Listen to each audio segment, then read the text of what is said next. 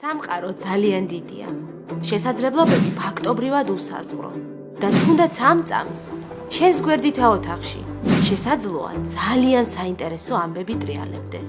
არსებობს ხალხი, ვინც ამ ყველაფერში პირდაპირ მონაწილეობს და უბრალოდ ისე მოხდა, რომ შენ ჯერ მათ არ იცნობ.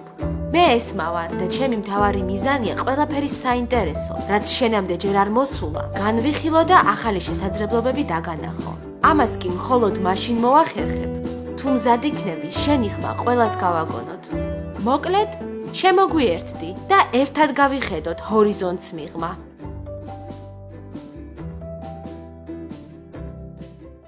მოგესალმებით, რადიო ჩემი ხმა კვლავ პირდაპირ ეთერშია, გადაცემით ჰორიზონტს მიღმა გიბრუნდებით, უკვე ტრადიციულად ყოველ პარასკევით მე ესმა გუმბერიძე ვარ, მისი წამყვანი. აქამდე ჩვენ პრინციპში ყოველთვის გვყავდნენ სრულწლოვანი ახალგაზრდები, რომლებიც საუბრობდნენ თავიანთ პროექტებზე, აქტივობებზე. დღეს კი ყველა ჩემი სტუმარი არის სკოლის მოსწავლე. და მათ აქვთ ასევე ორგანიზაცია, ისინი ასევე მონაწილეობენ ყველანაირ კამპანიებში.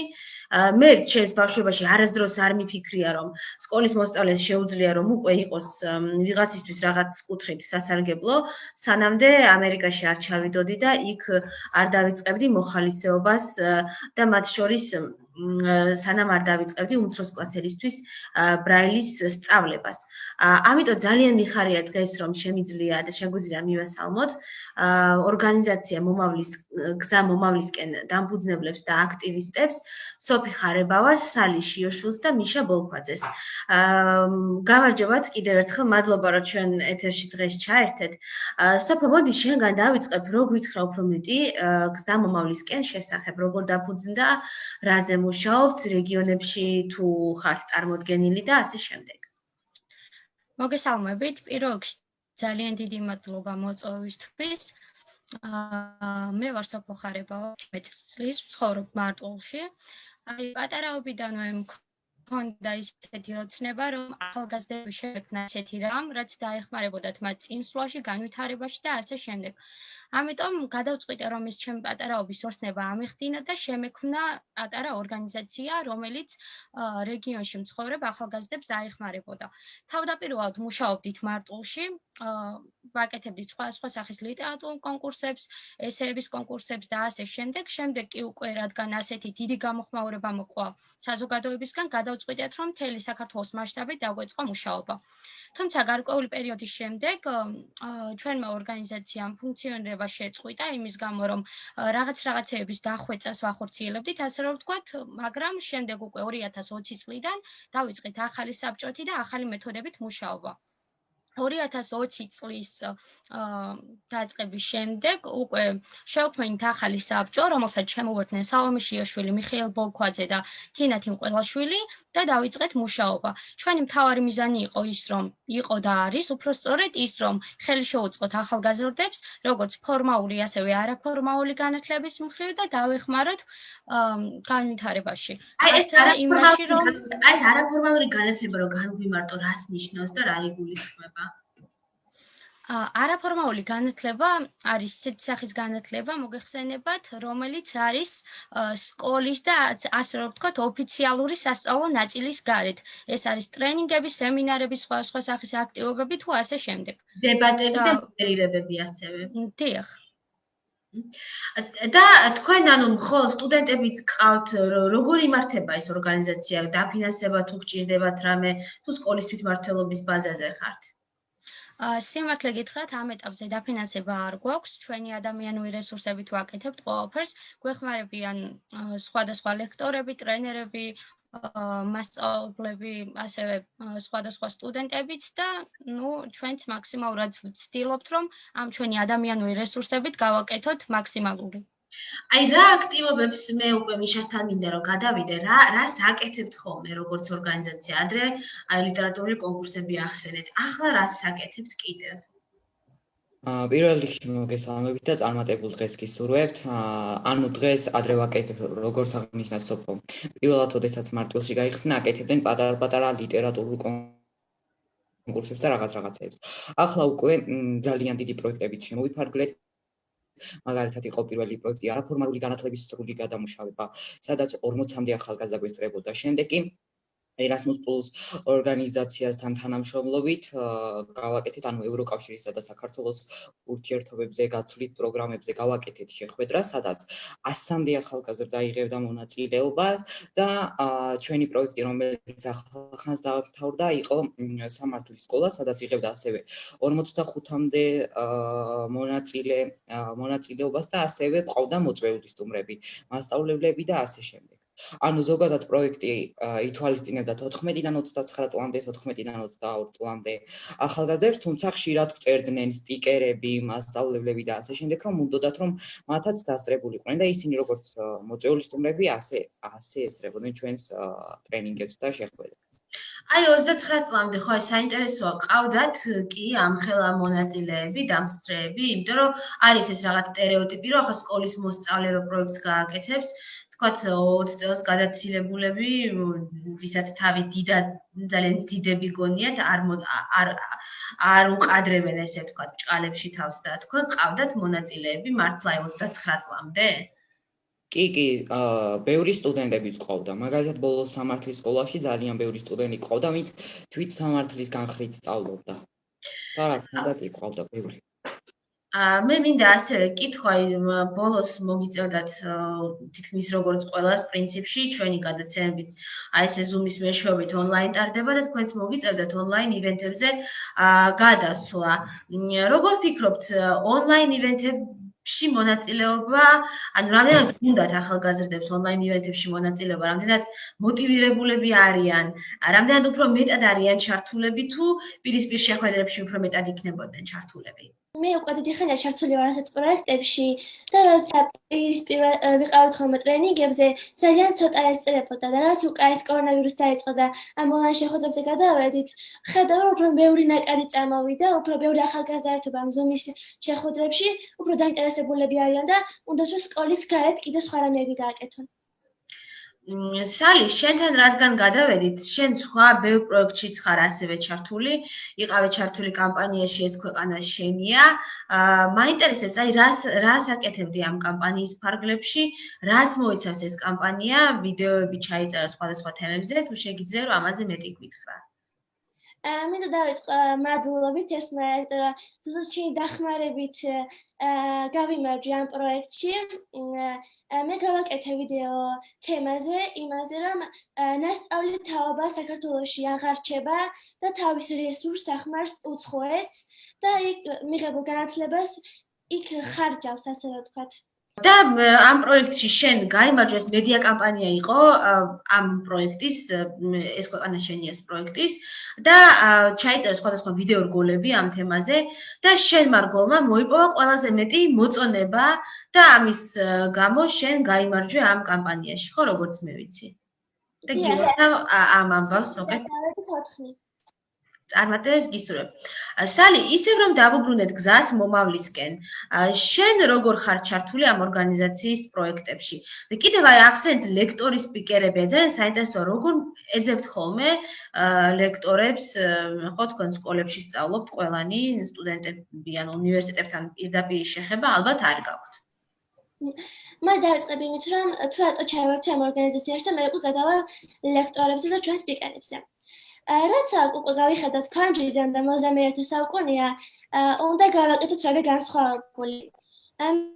მე როცა 12 წელს გავიდა და შევთვლი ყველგან მთხოვნა რაღაცა გამოცდილებას. და მივხვდი რომ უკვე დრო იყო დაწყების. ჩვენი ორგანიზაციას დაწყებისთვის ძალიან კარგი შესაძლებლობაა, რადგან ყავს ძალიან ბევრი განათლებული ახალგაზრდა, რომელიც უანგაროდ მოხალისეობრივად ვიზარებენ გამოცდილებას და ცოდნას. ეს მიღებული განათლება აუცილებლად უნდა გამოვიყენოთ ჯერ ჩვენი თავის, შემდგომ ქვეყნის განვითარებაში. რაც შეეხება სპიკერებს, ჩვენ ყავს ძალიან ბევრი სპიკერი, რომელიც მოხალისეობრივად ჩაერთო ჩვენს პროექტებში.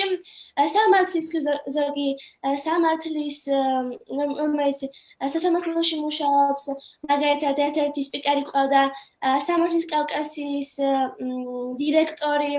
და ძალიან ბევრი. მათაც უნდათ რომ ჩვენ ახალგაზრდები წინ წავიდეთ და შემდგომ ეს ცოდნა ჩვენს ქვეყანას მოახმარონ. მე მინდა სოფოსთან გადავიდე ასევე კითხვით სამომავლო გეგმებთან დაკავშირებით და ასევე როგორ შეიძლება თქვენს ორგანიზაციაში რომ დამატებით კიდევ ახალგაზრდები ჩაერთნენ. გვაქვს ბევრი გეგმა. გვინდა რომ რაც შეიძლება მეტ რეგიონს გავწვდეთ, არ შემოიფარგლოთ მხოლოდ ონლაინ, არამედ მოვიცვათ მთელი საქართველო. გვინდა უფრო ისეთ რეგიონებს მივწვდეთ, რომელშიც ასე ვთქვათ, არ არიან ახალგაზრდები იმდენად გააქტიურებულნი და გავააქტიუროთ ეს ახალგაზრდები.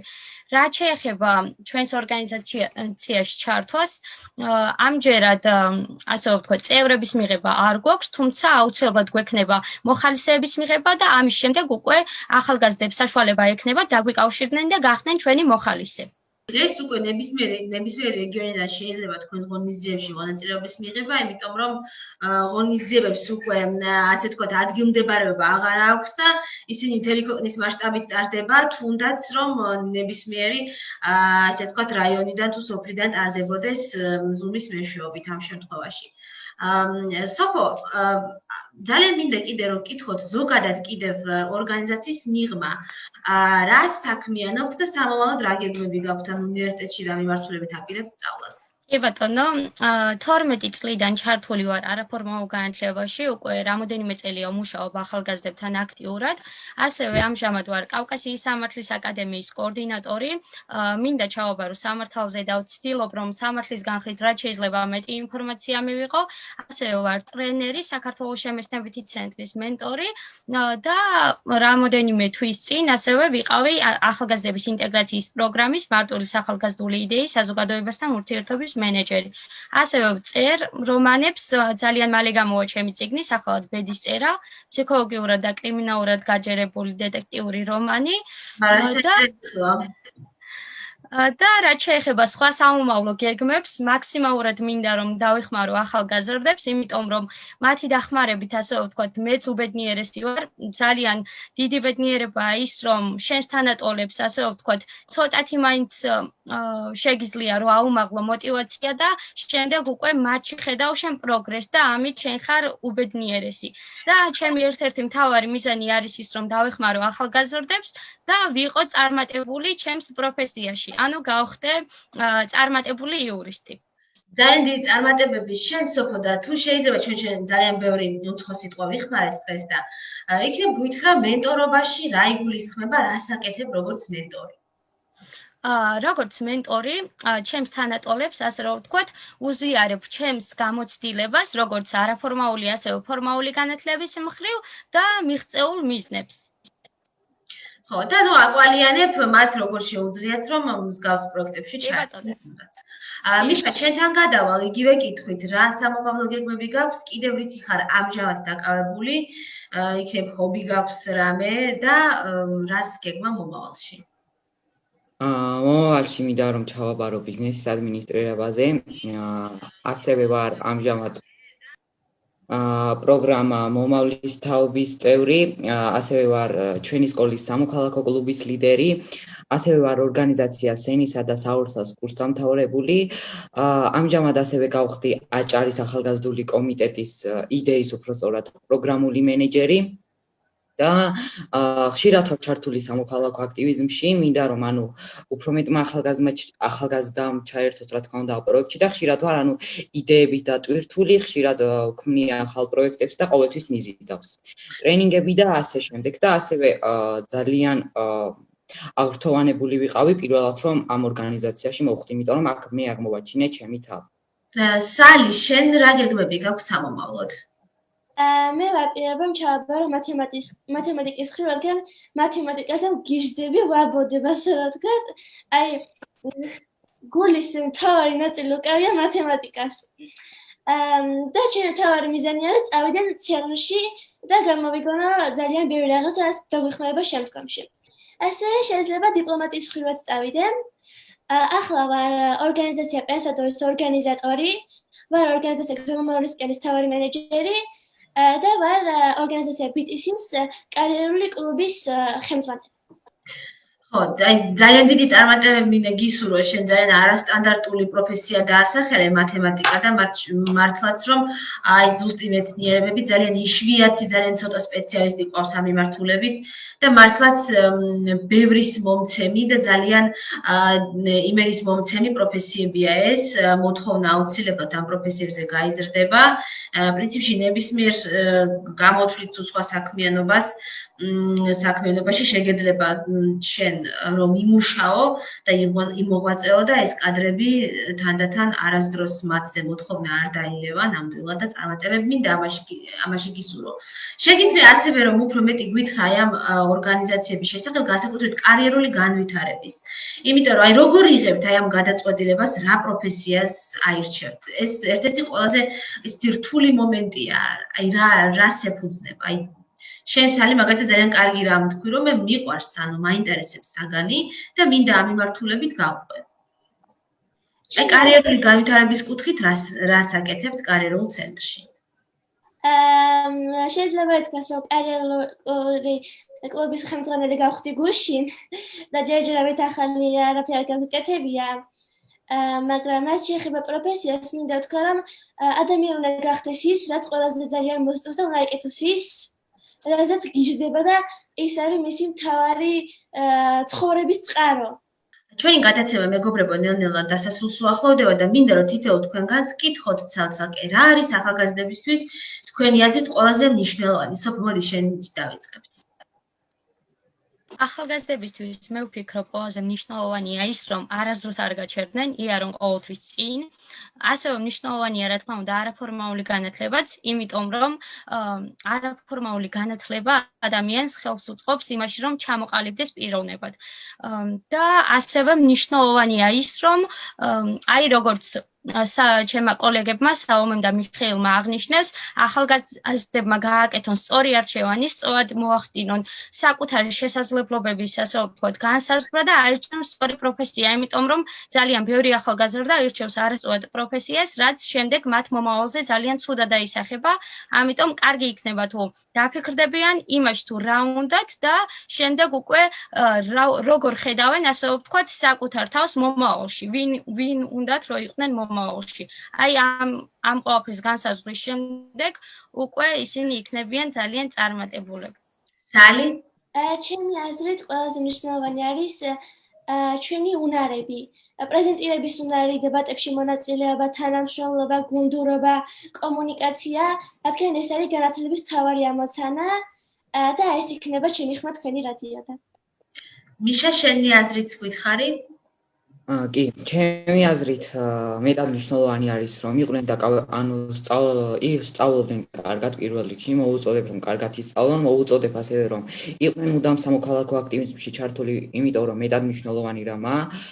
მე ძალიან სანამ სამოქალაქო აქტივიზმში ჩავერთობოდი, ძალიან ჩუმი ბავშვი ვიყავი, ანუ ხმას არ ვიღებდი, არ ვხატავდი საკუთარ აზრს, თუმცა ამ ტრენინგებმა, რაღაც კურსებმა და ასე შემდეგ, ანუ ავლაპარაკი აღარ უშინდები საკუთარი აზრის გამოთქვას და ძალიან აქტიური ახალგაზრდა გავხდი. მოუწოდებ რომ ნებისმიერი რამ ანუ სადაც იქნება ანუ შესავსები ან რამე მონაწილეობა მიიღონ ყველაფერში და არაფერი არ გამოდიო. ყველაფერი მნიშვნელოვანია და საბოლოოდ აუცილებლად აღმოაჩენენ მათ თავს და მიხვდებიან თუ რა უნდა აკეთონ მომავალში. ნამდვილად რაღაცას თუ არ ცდი, ვერასდროს ვერ გაიგებ, მოგწონს ესა თუ ის სფერო, ესა თუ ის საქმიანობა, ვერასდროს ამას ვერ გაიგებ. წარმატებები მინდა გისურვოთ და დაგემშვიდობოთ დღეს. ჩვენ კი ერთი კვირით დაგემშვიდობებით, შემდეგ პარასკევამდე დროებით.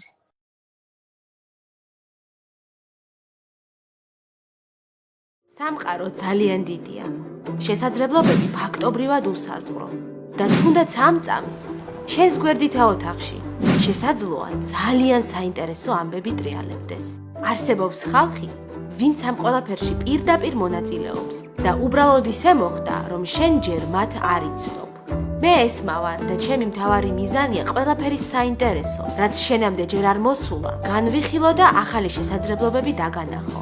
ამას კი მხოლოდ მაშინ მოვახერხებ, თუ მზად იქნები შენი ხმა ყველას გავაგონოთ. მოკლედ, შემოგვიერთდი და ერთად გავიხედოთ ჰორიზონტს მიღმა.